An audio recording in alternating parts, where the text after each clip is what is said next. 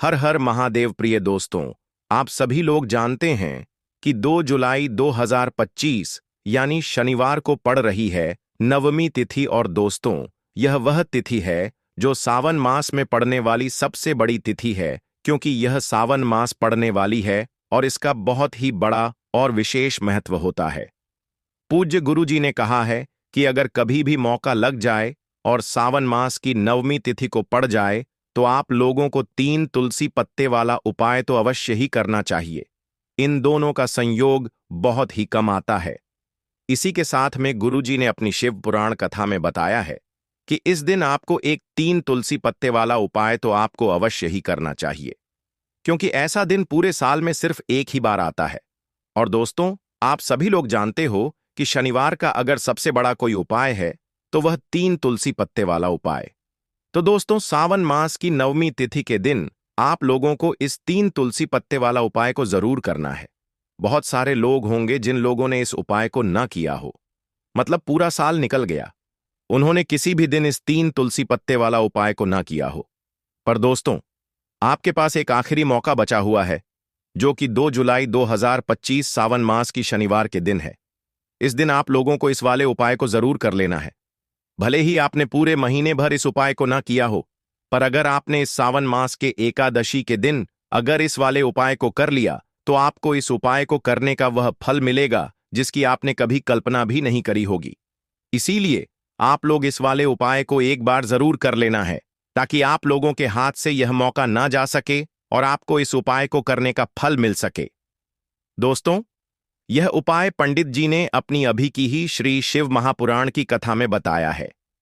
जी, इस उपाय को आज हम आपको बहुत अच्छे से समझाने वाले हैं।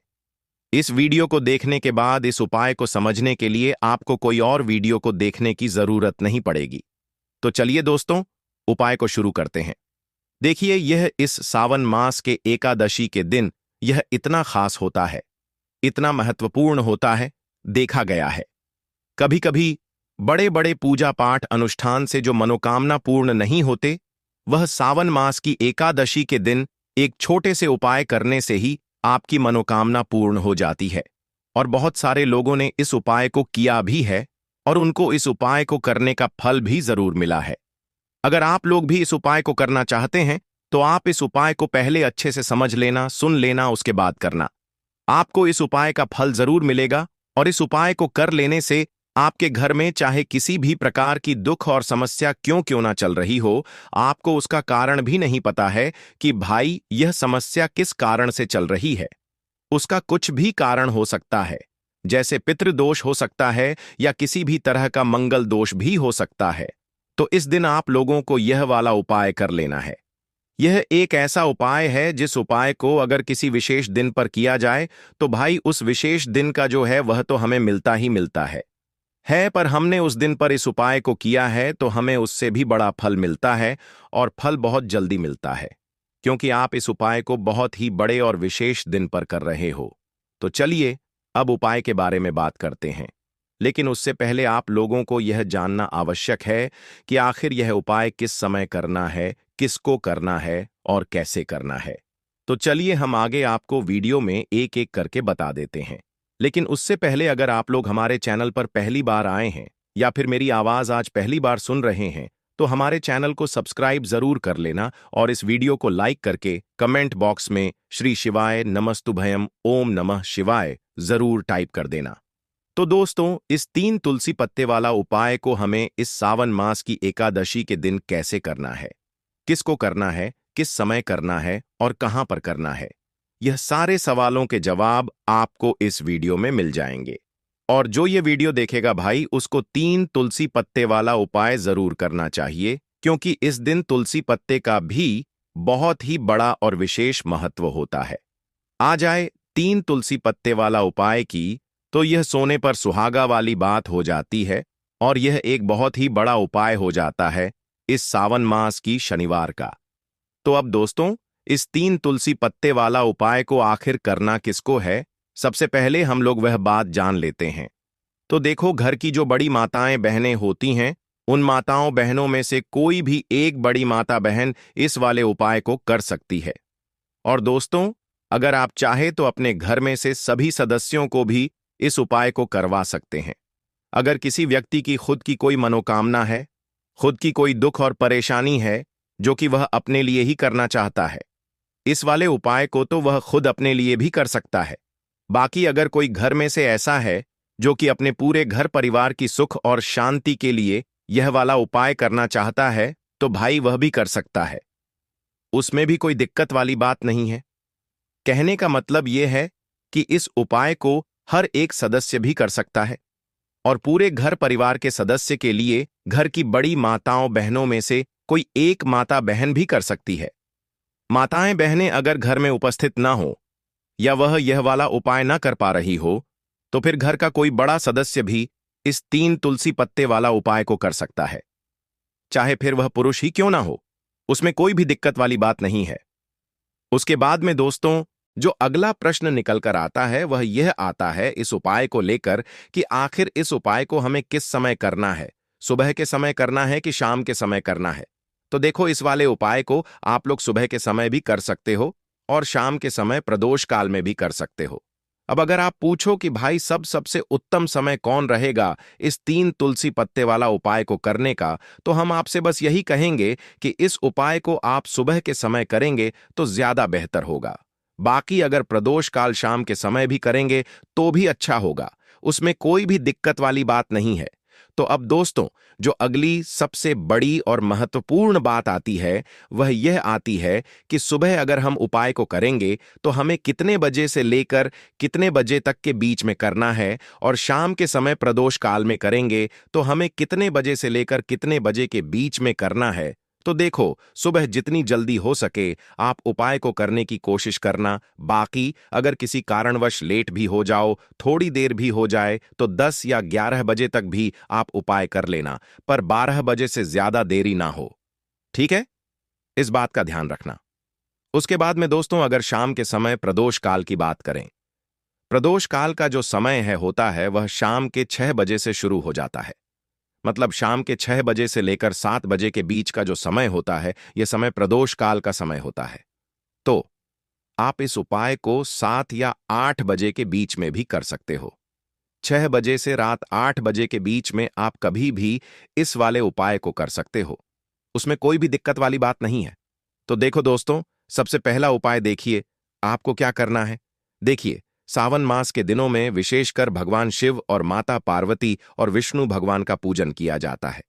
अब साथ ही साथ एकादशी तिथि का दिन भी पड़ गया है, तो ऐसा समझ लीजिए आपके जीवन में धन भी आएगा, सुख भी आएगा, धन बढ़ेगा भी, और साथ ही साथ आपके जीवन के सारे संकटों को भगवान शिव जी दूर कर देंगे। तो चलिए सबसे पहले बात कर लेते हैं सबसे पहले उपाय की, जो कि शनिवार वाले दिन आपको विशेष करना है। और इस उपाय को करने से आपकी कोई भी ऐसी इच्छा, कोई भी विश जो अभी तक अधूरी है, पूरी नहीं हो रही है, तो आपकी बड़ी से बड़ी विश और मनोकामना भी पूरी हो जाती है। जब आप एकादशी तिथि वाले दिन इस पहले उपाय को कर लेते हैं, तो देखिए, आप सभी जानते हैं कि श्री हरि विष्णु जो है, उन्हें तुलसी दल सबसे प्रिय है। बिना तुलसी माता के श्री हरि विष्णु अधूरे हैं और बिना तुलसी पत्तों के श्री हरि विष्णु का भोग अधूरा है। अब श्री हरि विष्णु को प्रसन्न करके आप अपनी किसी भी मनोकामना को पूरा कर सकते हैं, क्योंकि श्री हरि विष्णु प्रसन्न हो गए तो आपकी कोई भी विश और इच्छा मनोकामना अधूरी नहीं रहेंगी। देखिए, हम सभी के घरों में माता तुलसी का पौधा अवश्य ही होता है। तो देखिए, हमें तुलसी जी के पौधे से सबसे पहले तो 3 पत्ते तोड़ने हैं। देखो, एकादशी वाले दिन आपको तुलसी के पत्ते नहीं तोड़ने हैं। तो देखिए, तुलसी जी के आपको 3 पत्ते तोड़ लेने हैं, और इन तुलसी जी के पत्तों को तोड़ने के बाद आपको 1 चुटकी हल्दी भी अपने साथ में लेनी है। हल्दी के अंदर आपको जल मिलाकर के पेस्ट के रूप में तैयार करना है, और इसी के साथ में आपको एक दीपक भी लेना होगा। दीपक आप मिट्टी का भी ले सकते हैं, आटे का भी ले सकते हैं, और इस दीपक में आपको शुद्ध घी डाल करके इसमें आपको लंबी रुई की बाती का प्रयोग करना है। देखिए दोस्तों, आपके पास है 3 तुलसी जी के पत्ते हैं, तो पहला जो तुलसी जी का पत्ता है, उस पर आपको सबसे पहले तो जो आपने हल्दी ली है उसकी एक बिंदी लगानी है। और पहला जो तुलसी जी का पत्ता है आपके घर में भगवान विष्णु का चाहे कोई सा भी स्वरूप हो, चाहे लड्डू गोपाल जी का स्वरूप हो, या फिर भगवान कृष्ण की आपके मंदिर में प्रतिमा हो, या फिर भगवान श्री राम की प्रतिमाएं, उनके सामने आपको पहला तुलसी जी का पत्ता अर्पित करना है। अब देखिए दोस्तों, आपके पास जो दो तुलसी जी के पत्ते हैं और आपके पास जो एक दीपक है, इन्हें आपको लेकर के पहुंचना है। अपने ही घर में तुलसी जी के पौधे के पास में देखिए, सबसे पहले तो आपके पास जो दो तुलसी जी के पत्ते हैं, उन पर भी आपको हल्दी की एक एक बिंदी लगानी है और उन दोनों ही तुलसी जी के पत्तों को आपको अपने घर में तुलसी जी के पौधे के वहां पर ही अर्पित कर देने हैं। और इस प्रकार से यह दोनों पत्ते भी तुलसी जी के पौधे के पास में अर्पित करने के बाद अंत में जो आपके पास एक लंबी बाती का दीपक है, इसे आपको तुलसी जी के पौधे के पास में ही प्रज्वलित कर देना है। जो भी व्यक्ति अपने ही घर पर इस प्रकार से तुलसी जी के 3 पत्तों का यह उपाय कर लेता है, तो उसका परिवार हमेशा खुश रहता है। उसके परिवार में कभी भी कोई भी संकट उत्पन्न नहीं होता है। और यदि आपके घर में जो भी ग्रह क्लेश है वह भी समाप्त होते हैं, तो इस प्रकार से यह सुंदर सा उपाय करना है। अब बात करते हैं अगले उपाय की। देखो, यदि आपके जीवन में आर्थिक संकट बहुत अधिक हो रहे हैं, धन की समस्या लगातार जीवन में बनी हुई है, 1 रुपयों को प्राप्त करने के लिए आपको बहुत अधिक मेहनत कर रहे हैं, तो आज रात्रि में सोने से पहले आपको यह एक चमत्कारी दीपक का उपाय अवश्य करना है। या फिर यदि आपका जो व्यापार है, बिजनेस है, दुकान है, वह अच्छे से नहीं चल पा रही है, तो आज रात्रि में इस विशेष दीपक का उपाय आपको अवश्य करना चाहिए। देखो दोस्तों, दीपक हमारे घर में सभी नकारात्मक शक्ति को बाहर करता है। यह उपाय आपको साल में केवल एक बार करने का ही मौका मिलता है। देखिए, इस उपाय के लिए आपको तुलसी जी की जो सूखी लकड़ी होती है, उसे ले लेना है। देखिए दोस्तों, यदि आपके पास पुरानी तुलसी जी की लकड़ी है, तो उसे आप ले सकते हैं। और यदि आपके घर में तुलसी जी जो लकड़ी है वह सूखी हुई है, तो उसकी लकड़ी आप तोड़ करके इस्तेमाल कर सकते हैं। लेकिन आपको ध्यान रखना है कि सूर्यास्त से पहले पहले ही आपको यह जो तुलसी जी की लकड़ी है, इससे अवश्य ही तोड़ लेना है। तो इस उपाय के लिए आपको सबसे पहले तो एक मिट्टी का दीपक लेना होगा। चाहे तो आटे का दीपक भी ले सके, क्योंकि आटे का दीपक सभी दीपक में सर्वोत्तम माना गया है। इस दीपक के अंदर आपको शुद्ध घी का प्रयोग करना होगा और दीपक के अंदर आपने जो तुलसी जी की लकड़ी ली है उसे भी रख देना है। लेकिन यह जो तुलसी जी की लकड़ी है, इसमें आपको चारों तरफ अच्छे से घी लगा लेना है। देखिए, गुरु जी ने बताया है कि जो तुलसी जी की लकड़ी है, यदि आप उपाय करते हैं और बहुत ही शीघ्रता से जल जाती है, तो इसके लिए आपको एक कार्य करना है। आपको थोड़ी सी रुई ले लेनी है और उस रुई को आपने जो तुलसी जी की लकड़ी ली है उस पर अच्छे से चारों तरफ लपेट देनी है। तुलसी जी की लकड़ी के ऊपर रुई लपेटने के बाद इसे आपको पूरा घी के अंदर डुबो लेना है। अब इसे आपको बाती के रूप में प्रयोग करना है। अब दोस्तों, इस दीपक को आपको प्रज्वलित कहाँ करना है? तो इस दीपक को आपको या तो भगवान विष्णु के सामने प्रज्वलित करना होगा, या फिर आपको भगवान श्री राम के सामने प्रज्वलित करना होगा, या फिर भगवान कृष्ण के सामने, यानी कि भगवान विष्णु के जो भी अवतार हैं उनके सामने आप यह दीपक प्रज्वलित कर सकते हैं। या फिर आप इस दीपक को माता तुलसी जी के सामने भी प्रज्वलित कर सकते हैं। पूज्य गुरु जी ने बताया है कि जो भी व्यक्ति इस प्रकार से तुलसी जी की डंडी से यह दीप दान कर देता है, उसके जीवन में कभी भी धन की समस्या नहीं होती है। इसीलिए आपको यह पूरे साल में केवल एक बार ही मौका मिलता है।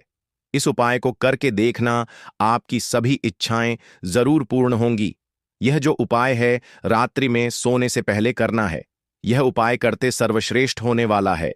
देखिए, इस उपाय के लिए आपको मात्र 5 हरे मूंग के दाने ले लेना है। देखिए, तिथि है और यह शनिवार के दिन पड़ रही है, इसीलिए आपको 5 हरे मूंग के दाने लेना है। हरे मूंग के दाने आपको साबुत लेने हैं, खंडित नहीं होने चाहिए।